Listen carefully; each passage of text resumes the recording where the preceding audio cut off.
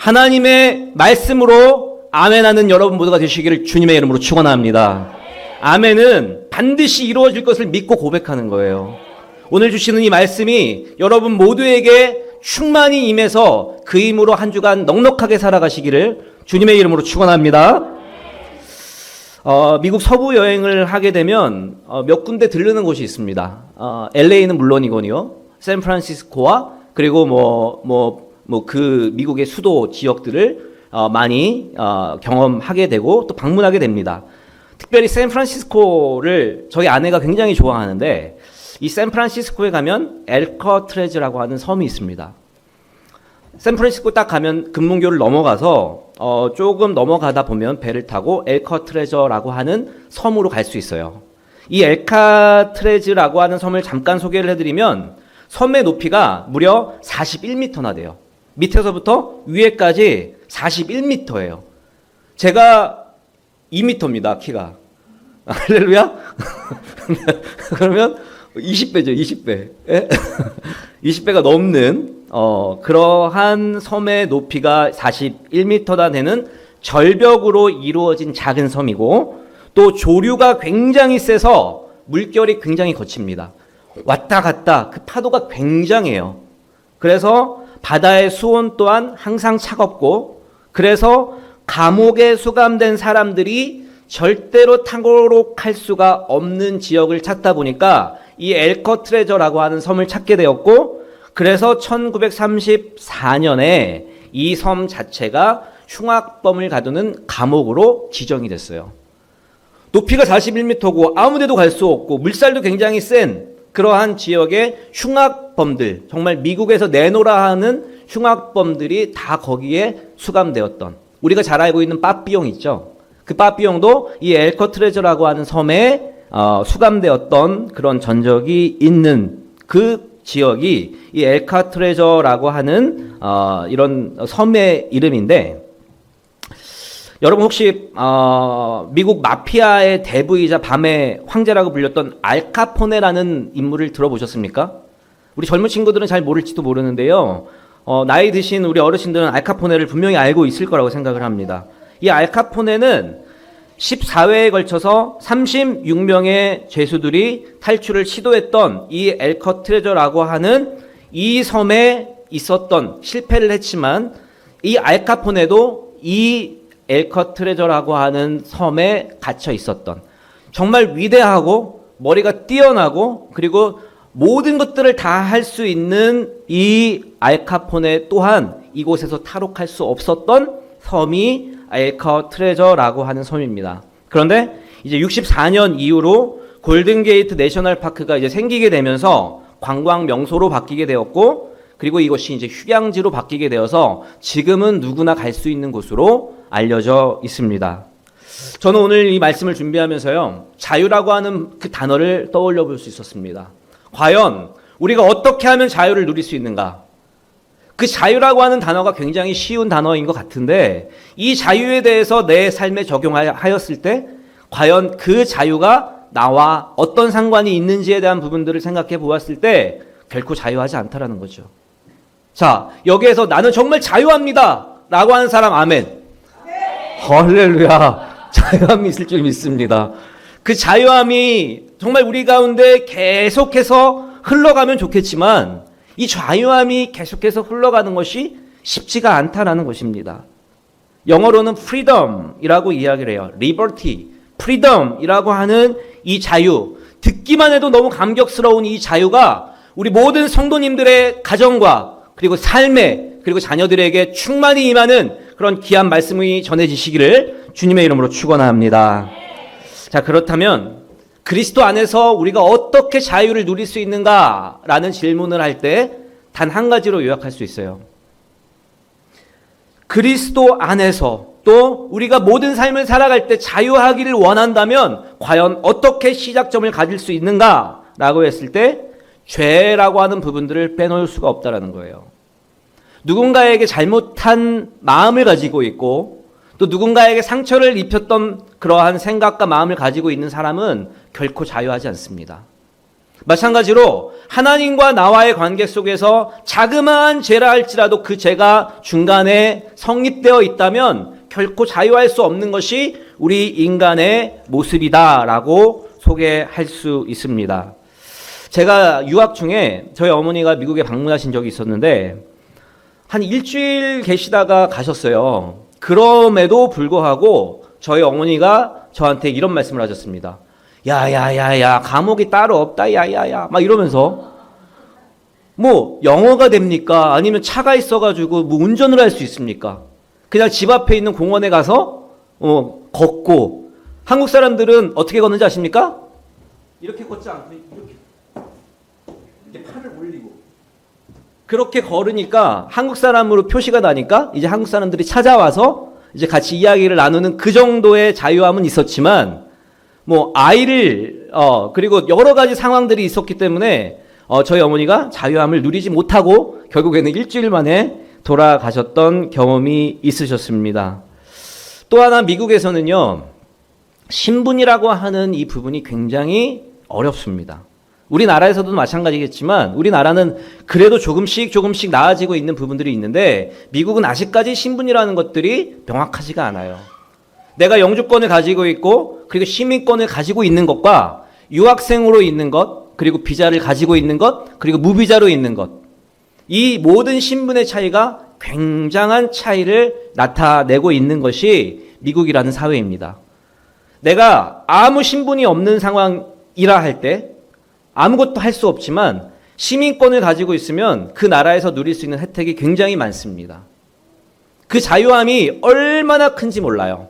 마찬가지로 우리는 이 시대에 살아가는 한국인으로서의 시민권을 가지고 있지만 우리는 영적으로 하나님의 시민권을 가지고 있음을 믿음으로 고백해야 될 줄 믿습니다. 우리가 시민권을 가지고 있으면 당당하게 나아갈 수 있고 또 담대하게 나아갈 수 있고 힘있게 나아갈 수 있는 그 은혜가 우리에게 존재한다는 것입니다. 그거와 더불어 우리는 그 시민권과 더불어 또 이 땅에 살아가는 이 인간적인 시민권과 더불어 우리가 반드시 함께 가야 하는 것이 있는데 그것이 죄에서 자유하는 삶을 누려야 한다는 것입니다. 다시 말해서 감옥이냐 자유냐라고 하는 문제는 결코 장소의 문제가 아니에요. 그리고 한 사람 한 사람의 문제가 발생이 되어서 자유함을 누리는 것이 아니라 주님 안에서 복음으로 자유할 때 그 기쁨과 자유함이 온전해지는 것을 우리는 경험해야 한다는 것입니다. 다시 말해서 이러한 자유함을 누릴 수 있는 첫 번째 시작점은 죄에서 자유해야 한다는 거예요. 지난주에 저희 아내가 그 얘기를 하더라고요. 나는 죄를 별로 안 져요. 제가 알기로도 저를 구박하고 이런 여러 가지 상황들이 죄인데 죄를 안 지어요. 죄가 어떤 종류가 있어요? 라고 물어보더라고요. 제가 다시 한번 좀 정리하려고 하는데 죄라고 하는 부분에 대해서 제가 어디다 적어놨죠? 네, 죄라고 하는 부분에 있어서 우리가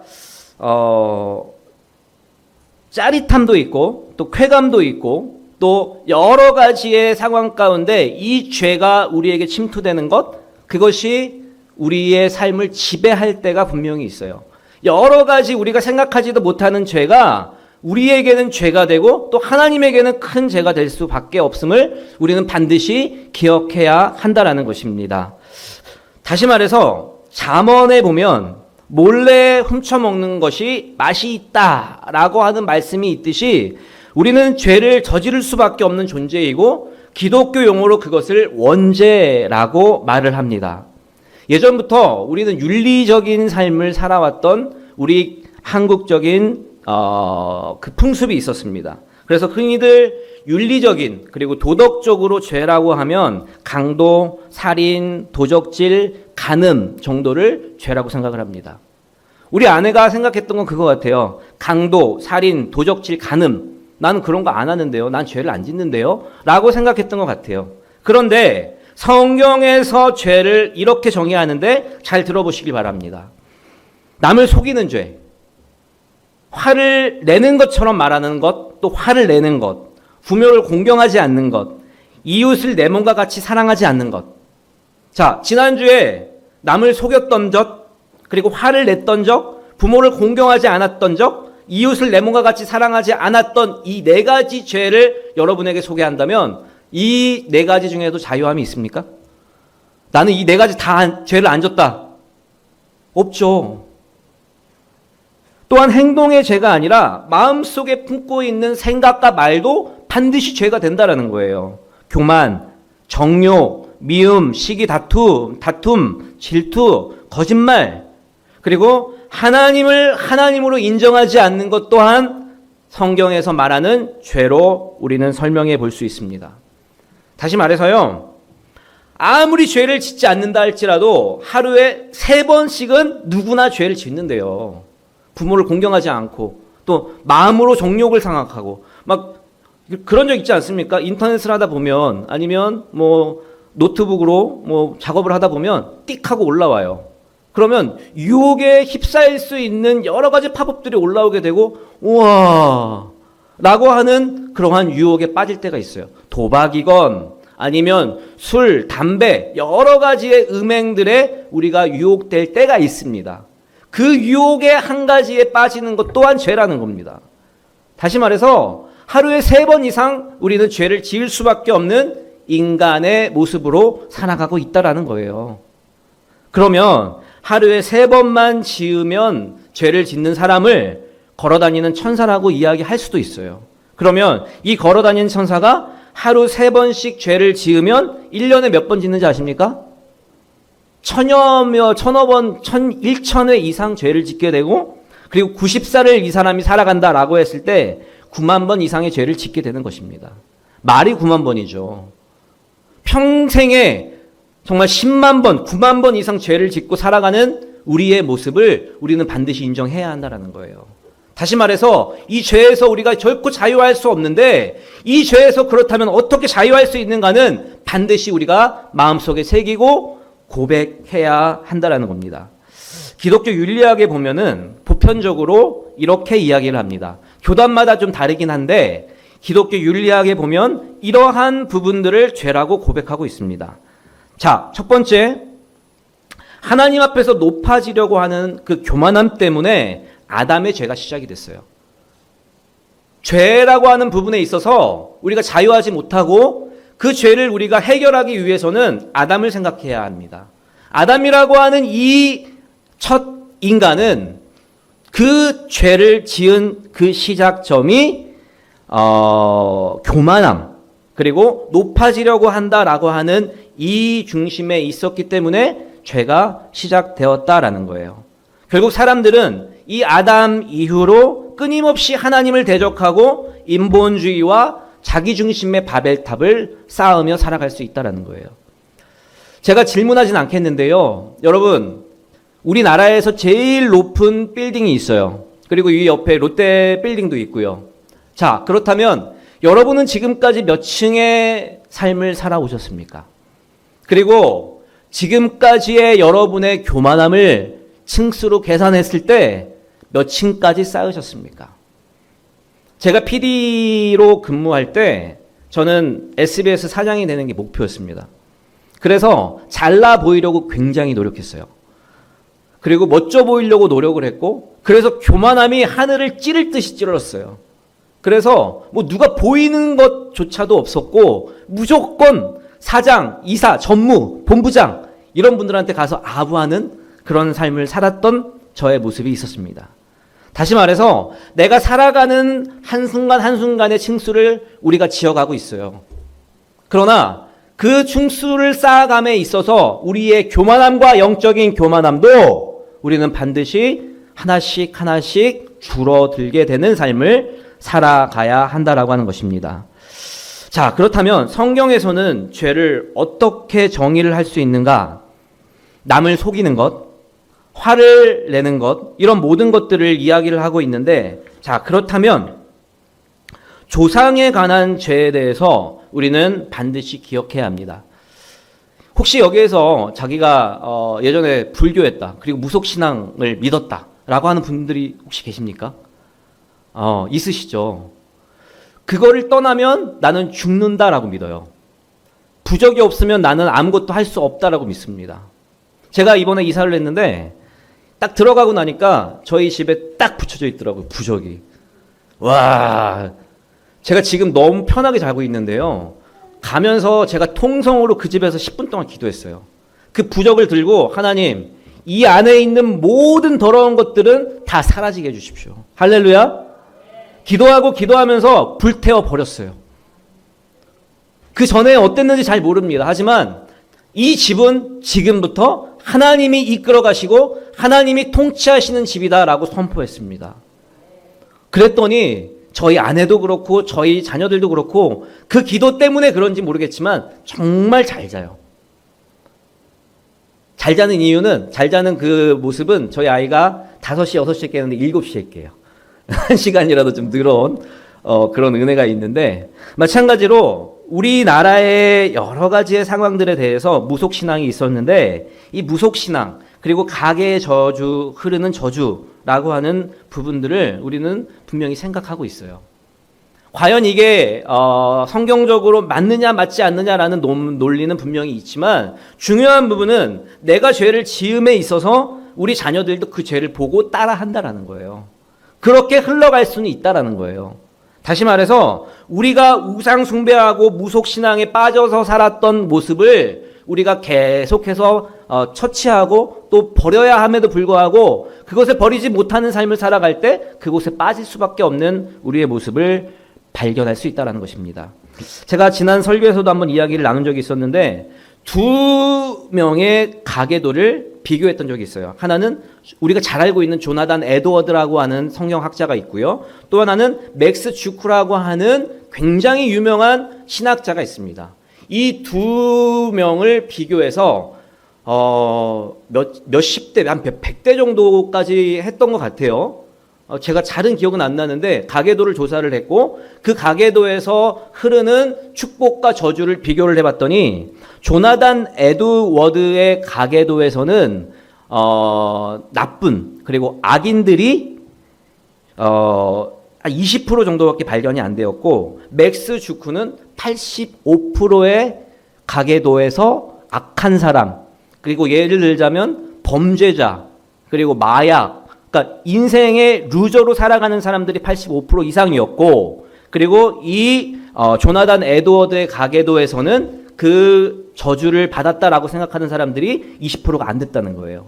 반대로 축복을 받은 사람들을 보면 목사님이 되고 판사, 변호사, 그것이 중요한 것은 아니지만 행복하게 살아가고 있고 의식주를 정확하게 누리고 살아가는 사람들이 85%가 넘었다라는 겁니다. 조나단 에드워드의 가계도를 보면. 다시 말해서 위에서부터 흐르는 하나님의 은혜가 분명히 있다라는 것입니다. 교회도 계속해서 흘러내려오죠. 그 교회도에, 그리고 그 교회의 풍속과 그리고 색깔이 분명히 있습니다. 마찬가지로 우리의 가계도도 위에서부터 내려오는 그 모습들을 따라하지 않을라야 따라하지 않을 수 없는 모습이 분명히 있다라는 거예요. 여러분 그런 이야기 안 들으십니까? 저희 아이가 항상 밥 먹을 때 물어봅니다. 아빠랑 엄마는 왜 기도할 때 손을 모으고 기도하지 않으세요?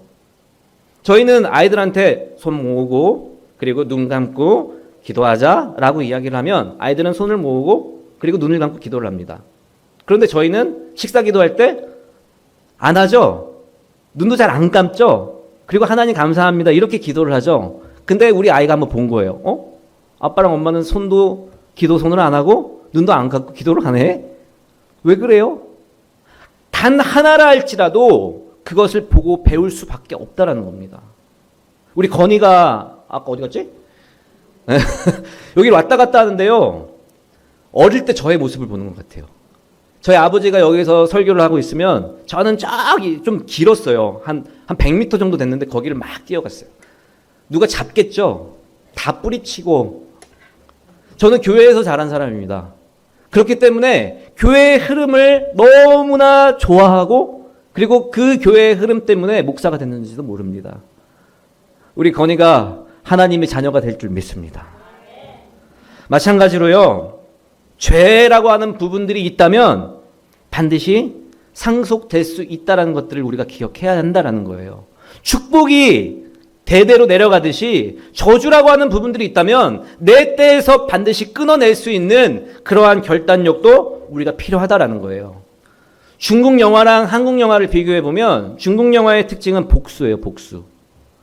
그리고 한국 영화의 특징은 사랑입니다.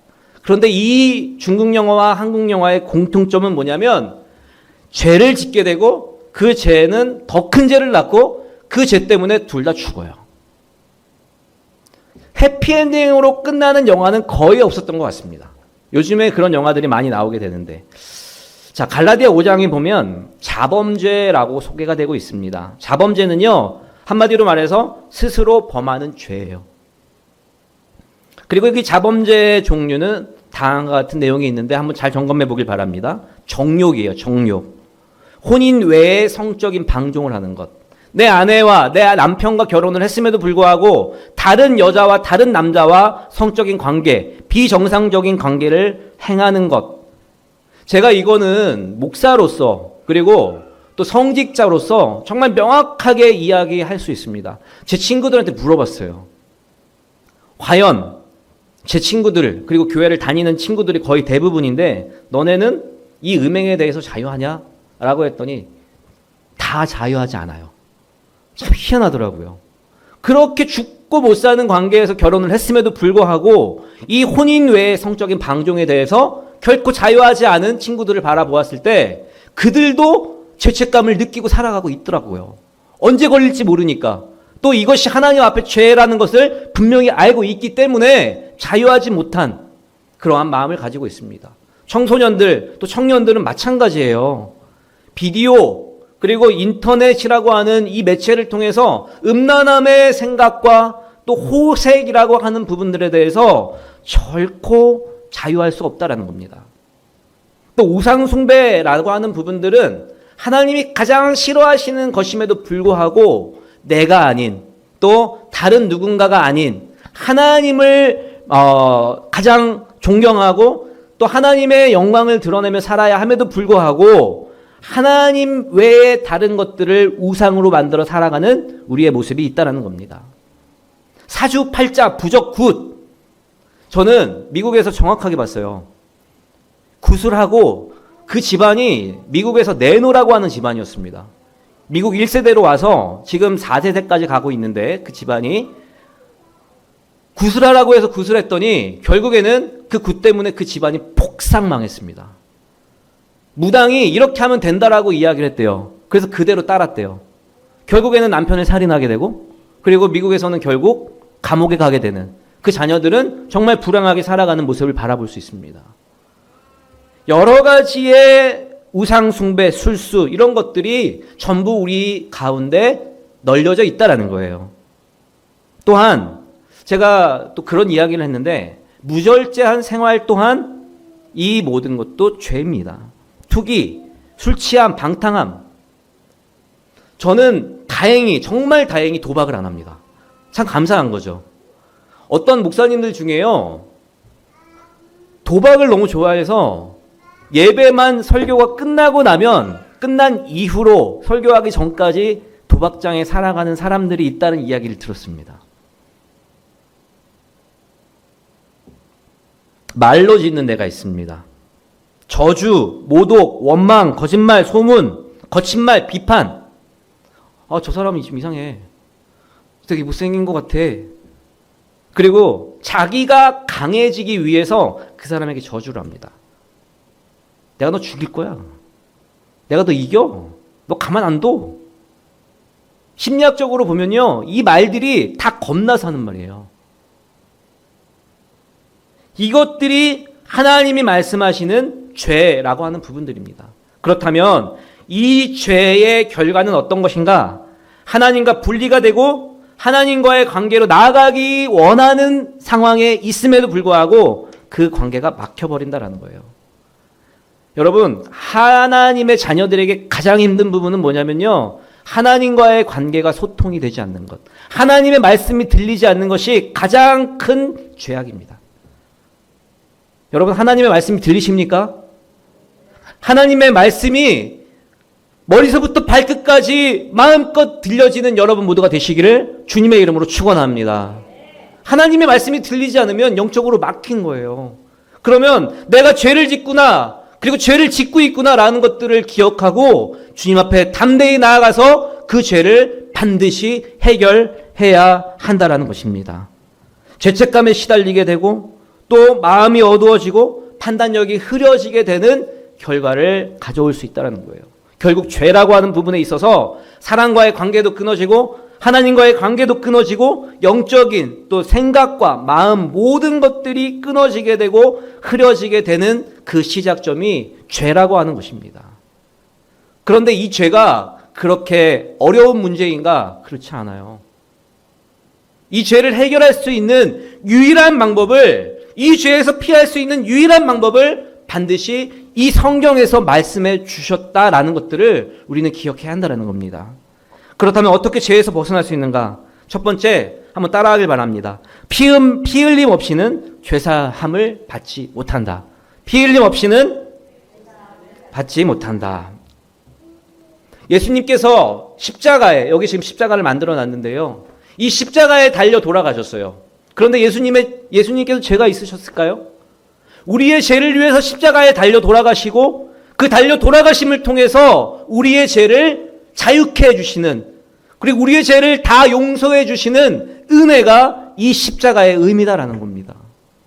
다시 말해서 우리가 피 흘림이 그 피 흘림을 반드시 기억해야 한다는 거예요. 예수 보혈의 피로 우리가 깨끗함을 받았다 고백할 수 있어야 된다는 겁니다. 두 번째로 예수님이 우리의 죄를 담당하시고 그 대가를 치르셨다는 거예요. 영어로요, 이것이 미국 아이들한테 정말 잘 전달이 됐는데 pay off라고 하는 그런 단어가 있어요. 뭐 돈에 대한, 그리고 여러 가지의 상황, 여러 문제가 있을 때 pay off 되었다라고 하면은 모든 문제가 다 해결되었다라는 거예요. pay off라는 단어를, pay off라고 하는 단어를 청년들에게 이야기할 때 굉장히 좋아합니다. 예수님께서 pay off 하셨다니까요. 우리가 가지고 있는 여러 가지 부채들, 여러 가지 문제들을 다 해결해 주셨다. 어떻게? 피 흘림으로 해결해 주셨다라는 것들을 우리는 믿음으로 고백해야 한다는 거예요. 그러기 위해서는 우리가 죄인임을 인정하고 구원의 영생의 선물을 받아 누리는 삶을 살아가야 한다는 것입니다. 사랑하는 우리 성도 여러분, 오늘 이제 지난주에 하지 못했던 거 오늘 다 할 겁니다. 정말 의미 있는 시간을 가질 거고요. 그리고 하나님께서 우리 한 사람 한 사람을 분명히 만져주실 줄 믿습니다. 오늘 죄사함이 가득하고 그 피 흘림을 기억하며 하나님께서 주시는 자유함을 마음껏 누리시는 귀한 여러분 모두가 되시기를 주님의 이름으로 축원합니다.